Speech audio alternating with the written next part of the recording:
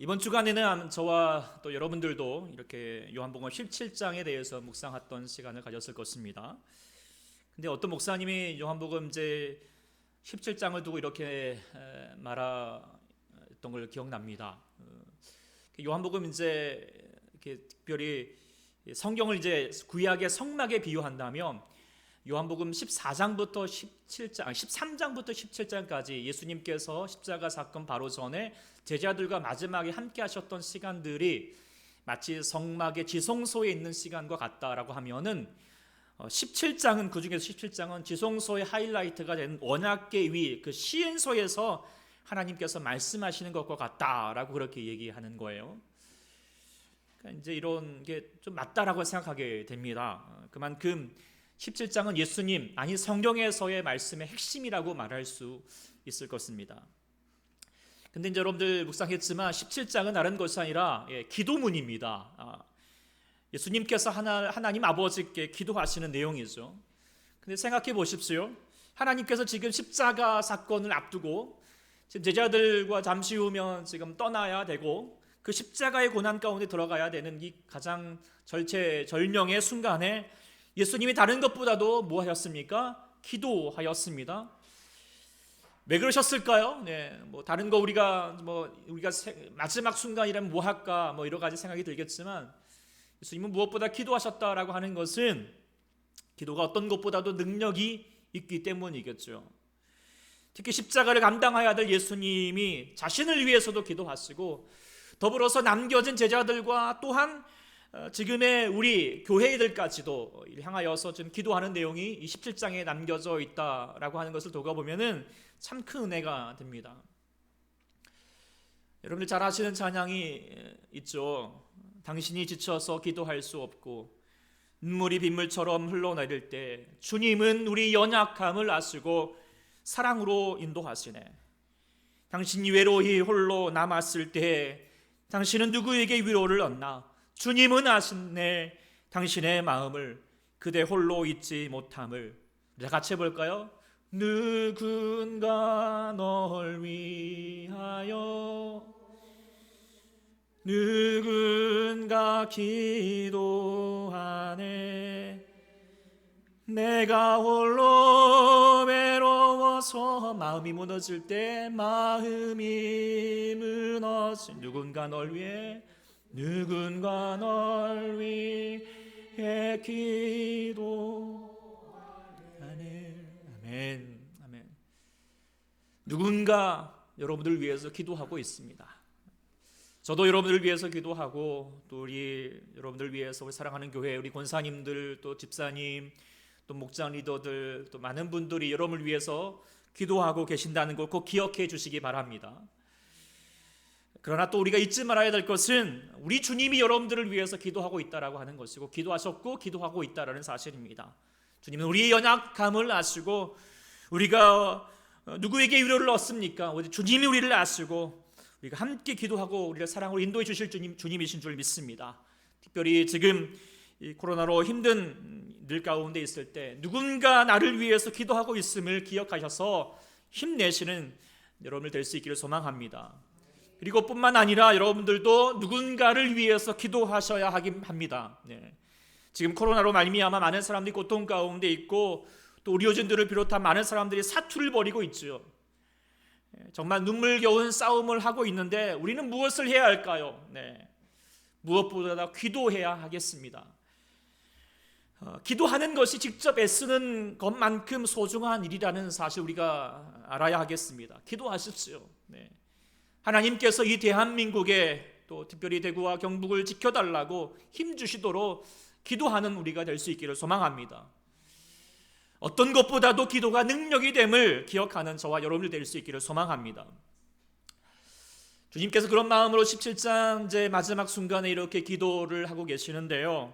이번 주간에 정말 이 기도를 묵상하게 되면서 성막의 지성소에 머물 것 같은 그런 깊은 묵상을 갖게 되기도 하였고 참 은혜로운 시간을 갖게 되었는데 특별히 오늘 본문을 이제 1절부터 5절까지의 말씀 예수님께서 자신을 향하여서 기도하는 대목을 보면서 정말 우리가 살아가는 데 있어서 삶의 중심으로 가져야 될 하나님의 뜻이 무엇인가 다시 깨닫게 되는 귀한 시간이 되기도 하고요. 더불어서 또한 이 대해서 또 우리가 또 잘못 생각할 수도 있겠구나라는 생각도 또 더불어서 갖게 되기도 하였습니다. 특별히 코로나로 말미암아 온 국민이 힘든 시기에 다시 우리가 붙들어야 될 주님의 뜻이 무엇인가, 더불어서 신천지 등의 이단이 왜 이렇게 한국 교회를 어지럽게 하는지 돌아볼 수 있는 말씀이 되기도 합니다.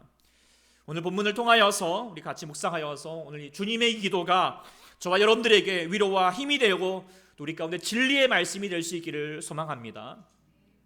자, 오늘 1절부터 5절까지 주님께서 기도하셨던 제목들 두 가지로 볼 수 있을 것인데요. 첫 번째 기도 제목은 우리 같이 한번 1절 말씀 읽어보겠습니다. 1절입니다. 시작.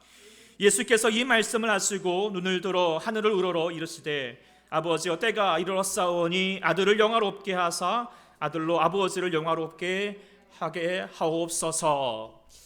자, 먼저 우리 1절에 때가 이르렀다. 이때는 뭘까요? 바로 십자가 사건을 염두한 내용이겠죠. 그러니까 오늘 본문을 통하여서 말씀하시는 것은 예수님께서 십자가를 지시기 전에 아들, 즉 예수님 자신을 영화롭게 하고 자신으로 하여금 아버지 하나님을 영화롭게 해달라라고 그렇게 기도하고 있습니다.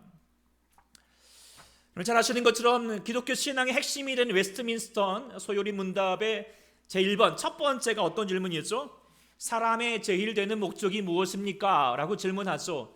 그 질문의 대답이 무엇입니까?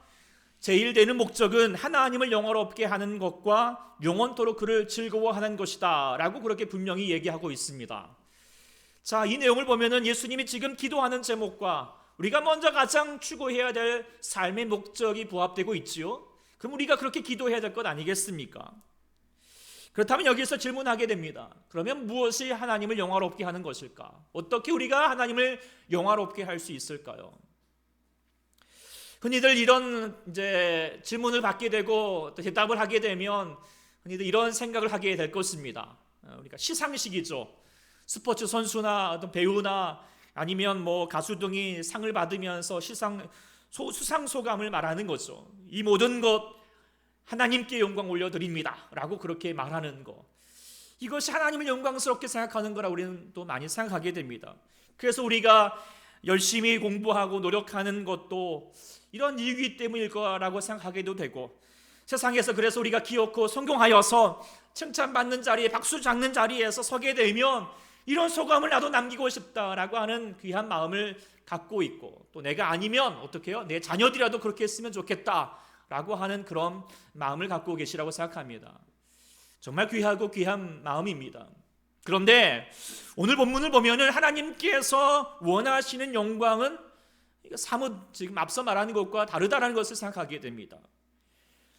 예수님께서 17장 1절에서 아들을 영화롭게 하사 아들로 아버지를 영화롭게 하게 하옵소서라고 그렇게 기도했는데 하나님께서 그 기도를 응답하셨을까요?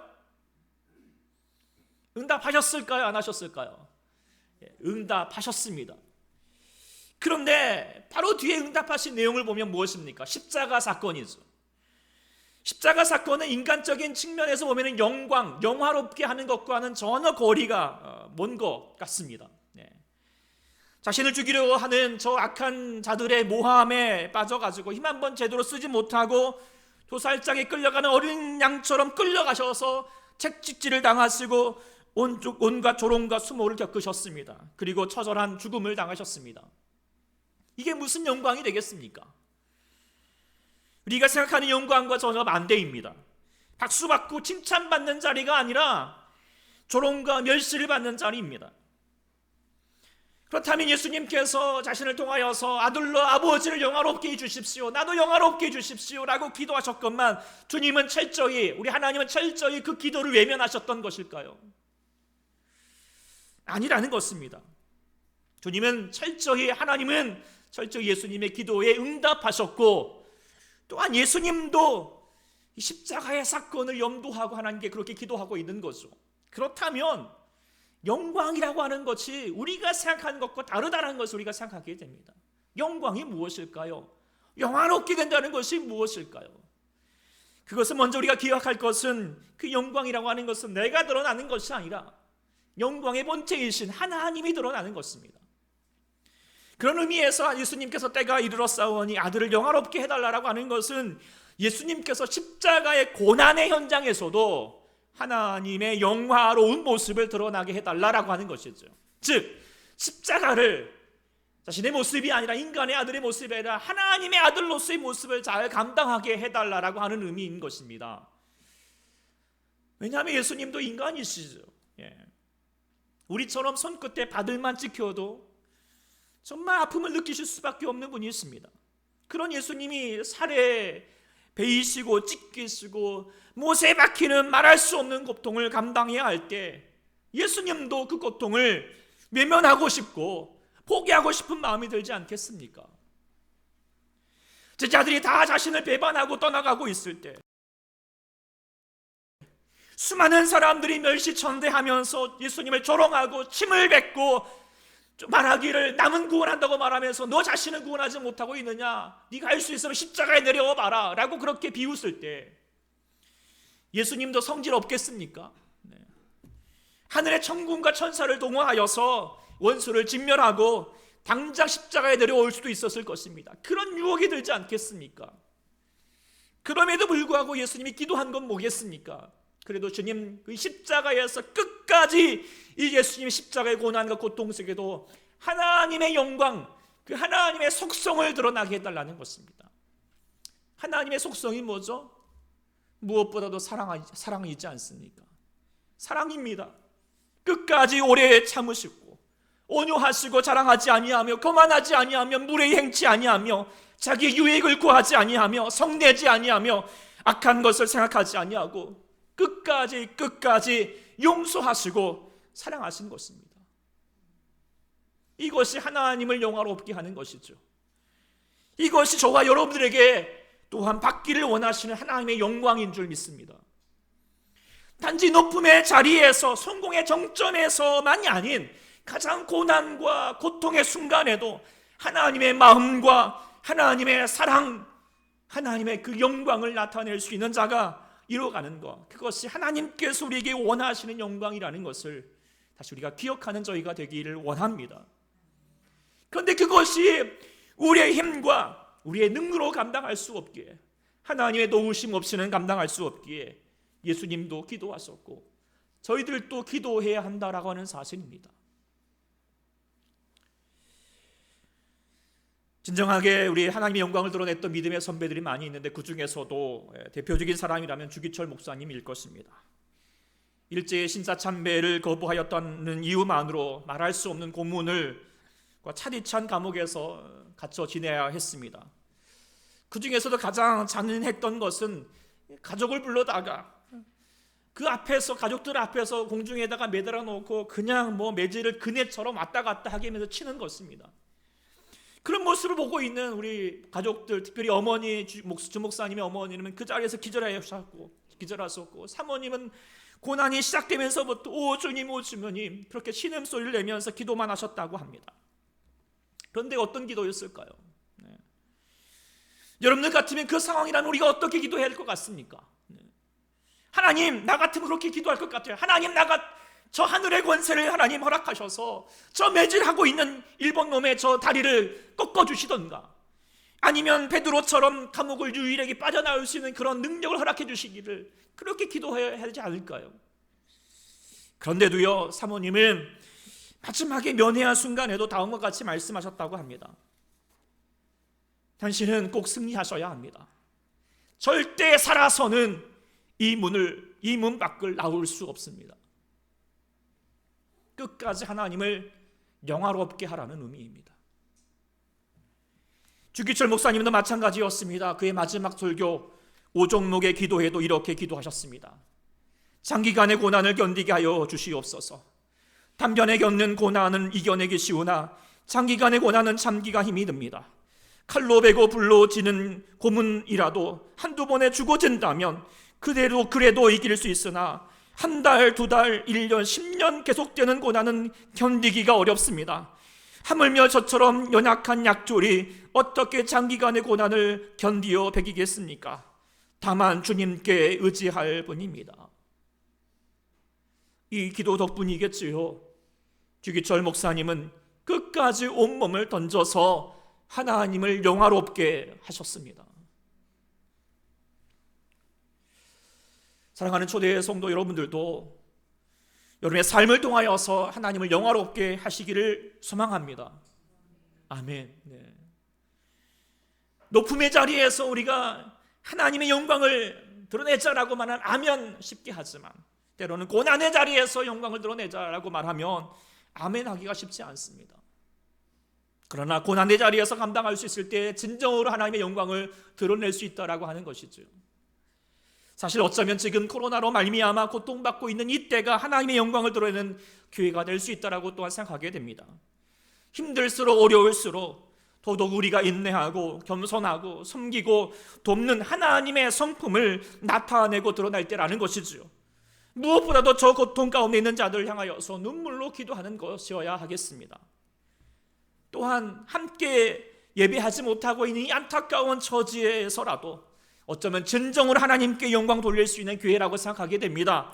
다들 교회가 모여서 예배를 드리지 못하니 교회가 점점 무너질 것이다, 예배가 사라질 것이다 라고 그렇게 걱정합니다. 그런데 진정한 교회는요, 이런 어려움 속에서 거듭나는 것이죠. 할 수 없다고 사람들이 말할 때 할 수 있어야지 진짜입니다. 지금 여러분의 가정에서, 우리 영상으로 보고 있는 가정 여러분들도 가정에서 예배 드린다 할지라도 예배를 잘 못 드릴 것 같은 환경이 있지만 정말 그곳에서 하나님께 마음과 정서로 예배 드릴 수 있다면 하나님께서 그 예배를 더욱 기쁘고 영화롭게 받으실 줄 믿습니다. 할 수 없다고 사람들이 말할 때 고난 중에라도 어려움 중에라도 할 수 있어야 진정입니다. 진정한 예배자이고 진정한 교회입니다. 진정 하나님께 영광이 될 줄 믿습니다. 우리 모두가 그렇게 감당하는 우리 모두가 될 수 있기를 간절히 소망합니다.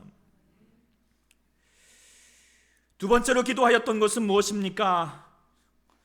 4절에 보면은 아버지께서 내게 하라고 주신 일을 내가 이루어 아버지를 이 땅에서 영화롭게 하였사오니 라고 그렇게 말하면서 아버지께서 내게 하라고 주신 일, 아버지의 뜻을 이루기를 원한다는 것인데 그 아버지의 뜻이 무엇일까요? 2절에 나와 있죠. 아버지께서 아들에게 주신 모든 사람에게 무엇을 주게? 영생을 주게 하는 것이라고 그렇게 얘기하고 있습니다. 지금 예수님은 그것을 위해서 기도하고 있습니다. 그렇다면 그 영생이 뭘까요? 영생. 우리가 잘 아는 유명한 말씀처럼 하나님이 세상을 이처럼 사랑하사 독생자를 주셨으니 이는 그를 믿는 자마다 멸망치 않고 무엇을 얻게 하려 하심이라? 영생을 얻게 하려 하심이라. 그 영생이 무엇일까요? 영생이 어떤 분은 이제 영생이면 우리가 예수 잘 믿어서 죽어서 천국 가는 것이라고 그렇게 얘기를 하죠. 물론 틀린 말은 아니지만 정확하지 않다라고 또 생각할 수 있을 것 같습니다. 또한 요즘 이제 코로나 사태로 말미암아 그동안 감추어져 있던 신천지 그 이단의 모습, 이단이보다는 제가 보기엔 사이비입니다. 어쨌든 심각한 문제가 드러나고 있습니다. 근데 신천지에서 계속 강조하고 있고 그들의 신앙 목적이 뭐나요? 영생입니다. 영생. 그들도. 근데 그들이 말하는 영생이 뭔지 아십니까? 그것은 영생불사. 영생불사가 뭐예요? 이 땅에서 죽지 않고 사는 거, 이 몸 그대로 사는 거, 영원히 사는 거. 진시한 죄가 못 이룬 뚱을 이루는 것이죠. 근데 생각해 보니까 그 코로나 바이러스를 퍼뜨리면서 남들은 죽이면서 자기는 영원히 살겠다, 죽지 않겠다라고 말하는 것이 참 황당할 따름이죠. 근데 그들이 말하는 주장은 이런 것 같습니다. 자기가 영육합일인데 세상의 종말에 예수의 영과 이만희의 이제 육이 합일이 되어가지고 이제 불사체, 이게 죽지 않은 몸이 된다. 그리고 그를 따르고 있는 예수님 그 이만희의 수하 있는 12지파장도 예수님의 12제자들의 영과 합되어가지고 불사체가 되고 또 예수님을 따르던 그 이만희를 따르는 14만 4천 명이 되면 또 그 순교자의 14만 4천 명의 영과 합쳐져 가지고 또 불사체가 될 것이다. 이렇게 얘기하는 것이죠. 그래서 천국 왕국을 이룰 것이다. 그러니 너희들도 불사체가 되고 싶으면, 죽지 않고 싶으면 14만 4천 명이 되어라. 근데 넘어버렸죠. 그랬더니 이번에 시험 성적에 따라서 이렇게 이제 14만 4천을 거른다. 이렇게 얘기하고 있습니다. 참 황당하기도 하고 참 거짓된 음모다라고 하는 것을 우리 깨닫게 되는데, 그런데 또 생각은 많이 합니다. 우리가 믿으면서도 예수 믿으면 죽지 않고 사는 거, 이 땅에서도 천수만수하는 거, 불사체가 되는 게 영생일까요?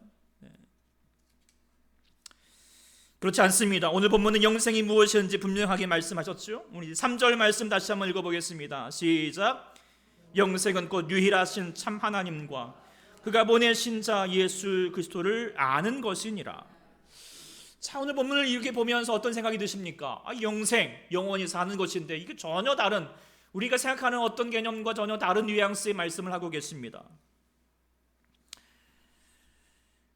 근데 이것이 하나님께서 원하시는 영생이라는 것이죠.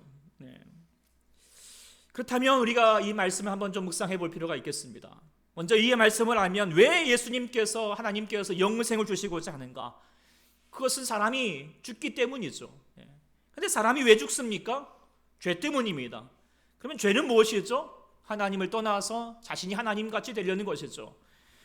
자기 뜻대로, 자기 욕심대로, 자기가 원하는 대로 살고 싶겠다는 것. 그렇게 살다 보니까 생명의 근원 대신 하나님을 떠나서 하나님의 공급을 받을 수 없게 되니까 결국 사람은 죽게 되는 것이죠. 그래서 지난주에 묵상했던 것처럼 물을 떠난 고기는 혹시 산다 하여도 예수 떠난 신년, 하나님을 떠난 영혼은 살 수가 없는 것, 우리가 자명한 현실입니다. 그래서 우리가 사람이 살려면 어떻게 해야 되죠? 여호와께로, 하나님께로 돌아가야 합니다.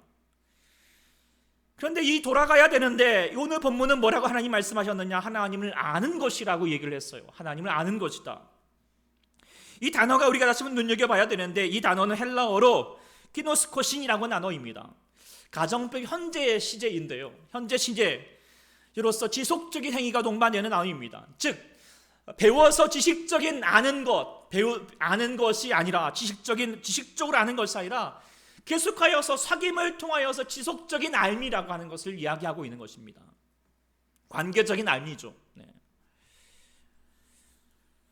제가 이제 어떤 분을 이제 보니까 사회적으로 덕망도 있고 또 이렇게 매너도 있고 인물도 참 좋아가지고 그분 아내에게 이제 이렇게 말을 했습니다. 참 당신 남편과 같은 분과 살면 참 행복하겠습니다 라고 그렇게 얘기를 했거든요. 그랬더니 뭐라고 대답했을까요? 모르는 소리 마세요. 살아보십시오. 이렇게 얘기하는 거죠. 그런 소리 좀 들어보셨죠? 안 들어보셨습니까? 근데 이제 하여튼 제가 그 남편에 대해서 알고 있는 듯 하지만 아는 게 아니죠. 실제로 아는 것은 아닙니다. 모르는 것이죠. 그러니까 이 말을 통하여서 깨닫게 되는 것이 무엇이죠? 무엇에 대하여서 아는 것과 아는 것은 다르다는 것입니다. 마찬가지로 영생은 하나님에 대하여서 아는 것이 아니라 하나님을 아는 것이어야 된다는 것입니다. 이게 헷갈리면 안 되는 것입니다. 신천지의 대부분에는 교회 다니던 사람들이 빠지게 됩니다. 왜 그런가?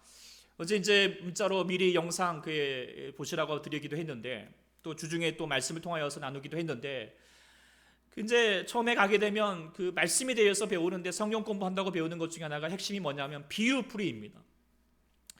그 비유풀이는 성경의 모든 내용을 암호 풀듯이 풀려고 하는 것입니다. 예를 들어서 겨자씨 비유 있다면 거기에서 씨는 뭐냐? 말씀이다. 나무는 이사야 선지자의 말에 의하면 이건 나무다. 그리고 새는 뭐냐? 예수님께서 비둘기처럼 임하는 것처럼 이 하나님의 영이다. 이렇게 얘기하니까, 그러면 겨자씨 비유는 마치 사람이 말씀을 받을 때 성령이 임한다라고 하는 것이라고 해석하는 거죠. 근데 원래적인 의미는 하나님 나라가 확장되는 모습들을 얘기하고 싶었던 것인데, 문맥은 상관없어요. 그냥 짜마 갖추고 그대로 해석하면서 이야 이렇게 해석하네 이렇게 얘기하는 거죠. 뭐가 맞아뜨는 것 같습니다. 사람들이 혹하는 거예요. 왜요? 좀 뭐가 아는 것 같거든요. 요즘 젊은 친구들이 방탈출 그런 거 하거든요. 게임 하면서 막 열심히 풀어가는 거예요. 그러면 이 빠져나오는 희열이 있거든요. 마치 성경이 뭔지 몰랐는데 막 풀어보니까 뭔가 이렇게 조합해 보니까 풀어가는 재미가 있어요. 그러면서 성경을 그렇게 풀어가는데, 그래서 성경을 자기가 안다라고 그렇게 착각하는 거죠. 그러면서 이렇게 비유표를 통하여서 알게 되는 성경의 지식이 뭐냐? 그 영상의 마지막에 결론을 뭐라고 내립니까? 이것은 해석학적 우상숭배라고 그렇게 얘기합니다. 욕망을 합리화하기 위해서 자기중심적인 성경 읽기라는 것이죠. 즉 성경에 대해서 안다라고 하는 것입니다. 성경에 대해서 이것은 지적인 교만 가운데 빠지게 됩니다. 이만희가 되는 것이죠. 자기만이 성경의 비밀을 아는 것처럼 생각하는 것입니다. 내가 다 알 수 있는 것처럼. 그러나 이 지적 교만이 우상이 되고 스스로 우상화되어서 하나님에게서 멀어지고 타락하는 결과를 낳게 됩니다. 우리가 기억해야 될 것은 우리가 성경을 대할 때 우리가 성경에 대해서 알려고 하는 것이 아닙니다. 성경을 통하여서 하나님을 알아야 됩니다. 다시 한번 말씀드립니다. 우리가 성경에 대하여서 아는 게 아니라 뭐예요? 성경을 통하여서 하나님을 알라는 것입니다. 하나님을 경험하라는 것입니다. 하나님과 살라는 것입니다. 이게 중요한 차이입니다. 지금 우리가 여러분들 큐티하시던 지금 말씀을 듣던 우리는 성경에 대해서 머리로 알고자 하는 것이 목적이 되는 것이 아닙니다. 성경 말씀을 통하여서 살아계신 하나님을 경험하는 것입니다. 살아계신 하나님을 아는 것입니다. 그리고 그 하나님과 동행하는 것이고 하나님과 살아야 하는 것이죠. 근데요, 아는 것과 사는 것은 같건 같지만 또한 별개이기도 합니다. 예를 들어서 제가 어떤 자매에게 정말 멋있고 능력이 많고 괜찮은 남자를 대해서 알려주고 소개를 시켜준다고 해도 그 자매가 곧바로 살 수는 없을 것입니다. 함께 살 수는 없을 것입니다. 그가 남자가 좋다는 사실을 알고 있어도 알아도 사는 것은 다른 문제입니다. 어떻게 해야 살게 되죠? 경험이 없으시나요? 어떻게 해야 살게 됩니까? 그것은 뭐가 있어야 되죠? 사랑이 있어야 됩니다. 사랑해야 살 수 있습니다. 이 점에서 우리가 예수님을 필요하게 됩니다. 우리가 하나님에 대해서 아는 것이 끝나는 것이 중요한 게 아닙니다. 하나님을 알게 되면서 어떻게 해요? 하나님을 사랑하게 되라는 거예요. 그런데 어떻게 사랑할 수 있게 될까? 무엇보다도 예수님을 통하여서 예수님을 알게 되면, 특별히 예수님의 십자가를 경험하게 되면 하나님과 사랑에 빠질 수밖에 없는 것이죠. 죄로 말미암아 멸망당할 수밖에 없는 이 못난 죄인을 살리시려고 독생자 예수를 아끼지 아니하시고 저 십자가에 돌아가게 하셨던 그 은혜를 생각하니 너무도 감사하고 고마울 뿐만 아니라 이제는 나를 위해서 사는 것이 아니라 나를 위해서 죽으시고 나를 위해서 고통당하셨던 그 예수님을 위해서 살겠노라고, 그 하나님의 사랑을 위해서 살겠노라고 그렇게 고백하게 되면서 이제는 나의 하나님이 나의 유일하신 참 하나님이 되는 것입니다. 유일하신 하나님이 됐다라고 하는 것이 아주 중요한 의미입니다. 우리가 마치 사랑에 빠지면 세상의 모든 사람들이 있을지라도, 이 세상의 모든 남자가 있을지라도, 이 세상의 모든 여자가 있을지라도 그 사람은 오직 유일한 한 사람이 됩니다. 그런 것처럼 우리가 예수님의 십자가를 통하여서 하나님을 알게 되면 하나님은 나에게 유일하신 참 하나님이 되십니다. 그 사랑 안에서 주님과 영생 복락하는 것이 바로 영생인 것이죠. 그런 의미에서 다시 한번 영생을 다시 생각해 볼까요? 3절 말씀 다시 읽어보겠습니다. 시작. 영생은 곧 유일하신 참 하나님과 그가 보내신 자 예수 그리스도를 아는 것입니다. 아멘. 이 말씀의 의미를 들려줄 수 있는, 깨달을 수 있는, 그리고 우리 가운데 누릴 수 있는 우리의 의미를 낼 수 있기를 간절히 소망합니다. 말씀 내지면서 우리가 지난 주간에 우리가 신천지에 빠졌다가 극적으로 나왔던 그 김강림이라고 하는 신학생이 CBS 나와서 간증했던 영상을 보게 되었는데, 그 마지막에 이제 사회자가 신천지에서 빠져나왔는데 진짜 당신 빠져나와서 진짜 신앙을 회복했느냐라고 그렇게 질문을 했어요. 근데 그 전도사님이 이제 질문에 답하는 것이 참 정말 제게 의미가 있다라고, 또 우리에게 정말 많은 것을 깨닫게 된다라고 생각하게 되는데, 그가 대답하기를 자신이 회심하는 과정을 통하여서 제가 어릴 적부터 하나님을 믿어왔고 또 신천지에서 뭔가 이렇게 해본다고 노력을 했는데 이제 내가 정말 하나님의 말씀 진리를 서고 보니까 이 하나님이 얼마나 광활한 분인가를 깨닫게 되었다는 거예요. 광활한 분이다. 무슨 뜻이냐면 지금 신천지에서 나름의 열심과 노력을 통하여서 내가 성경을 뭔가 알고, 그래서 내가 열심히 전도해서 내가 무언가를 해서 구원받겠다 하는 종교 생활을 했다는 것입니다. 구원이라는 것이 뭐냐? 결국 내가 나의 노력과 열심을 통하여서 깨닫고자, 얻고자 했다는 것, 그것이 종교죠. 그런데 그럴 수 없다는 것을 이제 말씀을 통하여서 깨닫게 되는 것입니다. 하나님을 자신의 머리로 가두어 두려고 하고 손과 발로 하나님을 소유해 보려고 했던 그 오만함, 그 하나님을 작게 여기는 것입니다. 그러면서 하나님을 자신의 종교의 대상으로 만들어 버렸고, 예수님의 십자가의 공로는 무시한 채 이만희가 추구하는 종교만을 쫓았던 그 어리석은 자신을 바라보게 되었다는 것이죠. 그런데 다시 하나님께 나아가고 보니까 자신처럼 초라한 인간도, 자신처럼 초라한 죄인이라도 십자가에서 사랑하시고 용서하시고 품으시는 그 하나님의 너무나도 광활하신 하나님의 사랑, 그 하나님의 마음을 다시 깨닫게 되면서 그 앞에서 눈물을 흘리면서 회개할 수밖에 없다라고 고백하게 됩니다. 제가 이 간증을 보면서 과연 신천지만이 하나님만을 종교화시킬까요? 어쩌면 저와 여러분들도 내재적으로 신천지를 만들고 있지 않을까요? 영생이 마치 나의 노력의 산물처럼 엿어지는, 그래서 열심히 하면 내가 정말 죽지 않아도 사는 것처럼 그렇게 뭔가 영생 목락을 얻고 이 땅에서 잘 먹고 잘 살 것 같은 그런 착각에 빠져 있지 않습니까? 아니, 죽어서 가는 천국이라고 생각하고 있는 건 아닙니까? 아닙니다. 예수님은 우리에게 말씀하셨던 영생은 예수님을 나의 친구 삼고 하나님을 나의 아버지로 알아서 지금부터 천국을 사는 것입니다. 천국으로 사는 것입니다. 그러면서 우리가 다시 질문해 보겠습니다. 사랑하는 여러분들은 하나님을 아십니까? 혹시 하나님에 대해서 안다면서 혹시 안다고 착각하는 것 아니십니까? 정말 하나님을 아십니까? 그분이 유일하십니까? 참이십니까? 그 질문에 다시 한번 진중하게 답하면서 저희 영생 가운데 참여할 수 있는 우리 모두가 될 수 있기를 간절히 축원합니다. 기도하겠습니다.